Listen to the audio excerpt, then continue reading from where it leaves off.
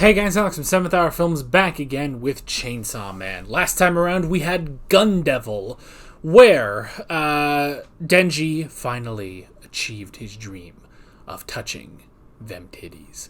It wasn't great. Nothing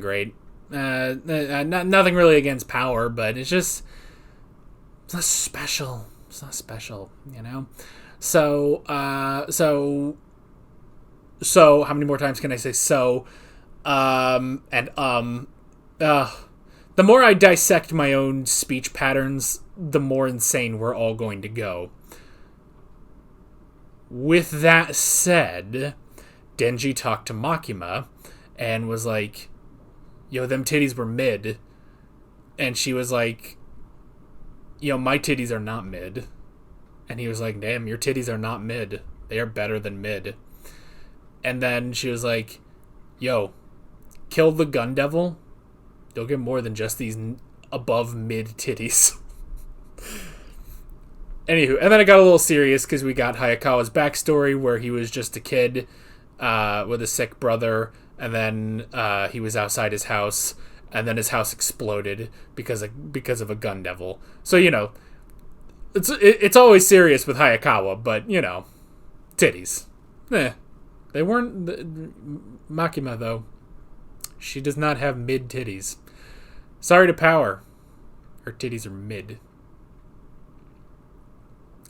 Anyway, we're at a hotel, and Denji is motivated by making out with Himeno. And Himeno has a stand. This has been the worst recap of a Chainsaw Man episode you have ever heard. Like always, the reaction is down in the description and in the pinned comment for your viewing pleasure. So why don't we go ahead and get into this episode of Chainsaw Man. Here we go.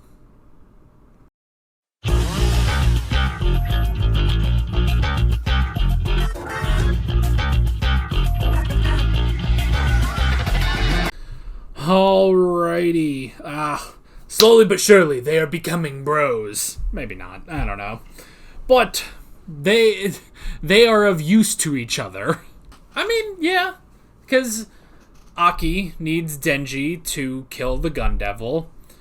Denji needs Aki to make food. So, which I do like that was Power's reason for helping. It's like, since I don't want to lose my only cook, I will attempt to patch him up. It's like, all right, good job, Power. I mean, it really is, and I think I talked about this, or maybe I just did that. Maybe I said this in one of the descriptions of these videos, but there's definitely like a sort of, you know, student or parent dynamic when it comes to Denji and Power. You know, you have to sort of treat them like, I mean, you basically have to treat them as children. Now, that doesn't mean, you know, disrespecting them or putting them down or making them feel less of themselves, but you have to figure out how they work, you know? They're not going to work in the normal adult way. You need to figure out what works for them and how to make everything, you know, how to make everything good between you and them, you know? And we did get a bit of that last episode where, you know, when they were being all rude and everything, he held up the gum and he was like, do you want this gum or not? And then they started to behave and have manners and everything. So there is a bit of that. And I guess you could say, to an extent, it's exactly what Makima said in episode 2. Or no, I guess it was all the way back in episode 1.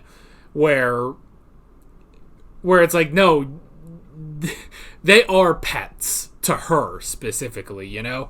Like, they're more like siblings or children to Aki, but they are very much like pets to her, but in the same sort of way, you know? Like, I have a dog here at home, and yeah, before I take him outside, I'll put him outside a lot of times, but whenever I go outside with him, I make him sit at the door, then we both go out, you know?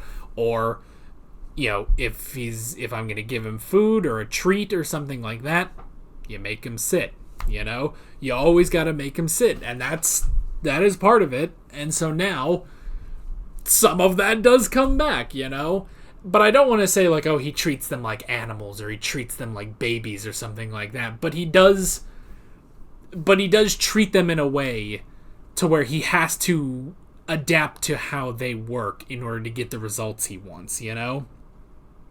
And it is sort of the same thing of, you know, him breaking free from Himeno's ghost in order to cover Denji, you know? So yeah, he covered him because he needs him, you know? It's like, he needs all the people he can get who are willing to defeat the Gun Devil, you know? Because that is his ultimate goal. That is his ultimate goal, is the Gun Devil, you know? So, he's got to do that. And if that means keeping Denji, then by golly, he's going to keep Denji, you know? So yeah. So I like that. And then Denji going in to face the Eternity Devil, which is interesting. So yeah. So that was also interesting, which I want to look up, by the way. The name of the girl there. Chainsaw Man. Okay, I had that pretty close. So, have you ever tried scrolling through a wiki without looking at anything? Very difficult, but I figured it out. Okay, so I was looking up who voices Kobani, and Bryn April, I think that might be how you pronounce it. Voice of Historia in Attack on Titan. That's pretty big. Okay. Oh, that's interesting. So she was also in Spy Family as a Fiona Frost, the other spy. I think, what was her code name? I think it was Nightfall. But apparently she was only in episode 21. Well, yeah, I do remember that when I was watching the Spy Family dub. I do remember, like, Fiona's voice changing. Okay. And obviously, there's 10,000 roles on here. The only reason I don't bring them up is because I don't know much of them. So yeah. But still, good. I mean, again, big one being Historia, so that's pretty cool. And then I guess we could also look up... how can I look up... here we go. Hirokazu Arai. And I'm not looking at anything else. Oh, there's not a link for his English voice. Jared Green. Speaking of Spy Family, he also played Bill Watkins. I believe that was the big 6-year-old, the like really jacked 6-year-old that in the volleyball episode that Anya beat. I think that's right. Better role, Shinso in My Hero Academia. That's more like it. All right. Yeah, I can definitely hear that now. All right.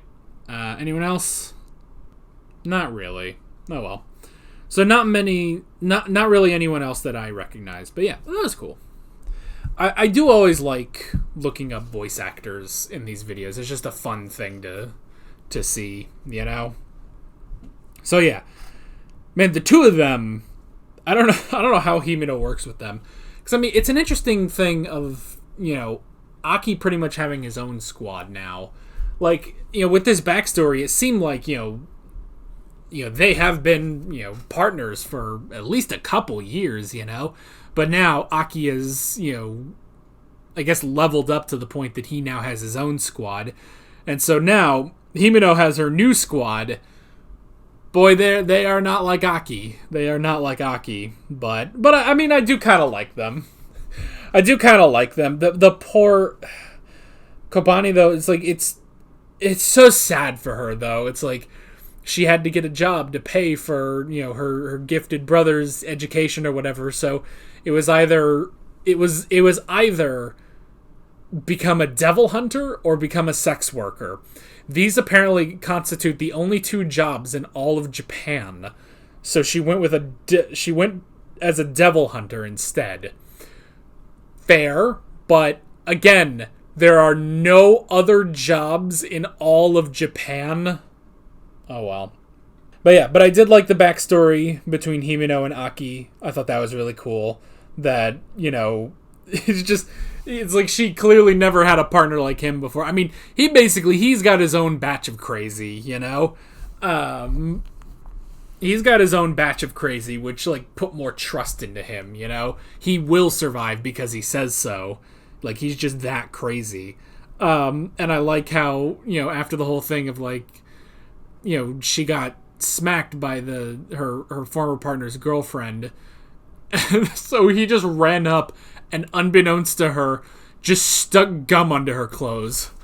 Like, I love, because what you're expecting is, like, he's gonna go say something, or, you know, he's gonna get slapped or something. I love, though, he just went and stuck gum onto her clothes. And it's like, I went and stuck gum onto her clothes. You can't take, you know, abuse like that. It's not your fault or anything. And it's like, and she just kind of looks at him like, what the fuck is wrong with this guy? You know? It's just like in that moment where she's like, oh, this guy's weird. This guy's different than what I'm used to, but maybe I can work with that. And she got him addicted to smoking, which, I mean, like, I get why, you know, obviously smoking is terrible. You know, in a position like that, I don't blame them. It's either that or you're drinking something constantly, you know? I don't know. But yeah, but I did like their backstory. I thought that was good. So, but the Eternity Devil wants Denji specifically. Now I guess we don't know. I imagine he can't just, like, eat Denji and then, like, absorb the chainsaw powers. Like, that's what I thought it was at first. But it's specifically, as Denji pointed out, is that he wants to eat Denji because Denji's the biggest threat, you know? So, that's the problem. And then, yeah, other stuff this episode, we had the sword, which, man, I want to see that sword now, because we haven't seen anything with that sword, but yeah, this sword is apparently incredibly powerful, but it shaves off Aki's life, basically, his lifespan, every time he uses it, so yeah, so that was good, and then Aki, you know, taking the stab for Denji, you know, that was pretty cool, too. Excuse me. Although Denji could probably take that stab a bit better, but nah, he had to do that. He didn't want Denji to be killed, so hopefully he can recover. I mean, that did look pretty deep, so maybe it missed all his vital organs. And yeah, also, I really did just enjoy Power this whole episode, just being an idiot and just being kind of a nuisance, you know? It's like, oh, so, you know, what has Power been doing while Denji was asleep? Which I love Denji. He just went to sleep. Fuck it, you know? And Power has just been coming up with how she's going to win the Nobel Prize and take the position of Prime Minister of Japan, and then she's just going to inflict pain to mortals. That's it, you know? I just love watching her mind work, because it's so dumb and so terrible, but it's just great. But yeah. But Denji is going to give himself to the Eternity Devil, but he's not going down without a fight. So, I'm excited to see what a fight between a Chainsaw Devil and an Eternity Devil is going to be like. But yeah, good stuff. Real good stuff, and I'm excited to see where we are going next time. But that is basically it. With all that being said, I'm Alex from 7th Hour Films, and I will see you guys next time. Take care. Alright guys, thanks for watching this video. There's a bunch of links on screen if you want to go click around any of those. There's a playlist with all of my Chainsaw Man reactions, as well as another video you can go click on if you want. There's also a subscribe button and a Patreon button on screen, as well as other links in the description if you want to go check out any of those. See you guys later.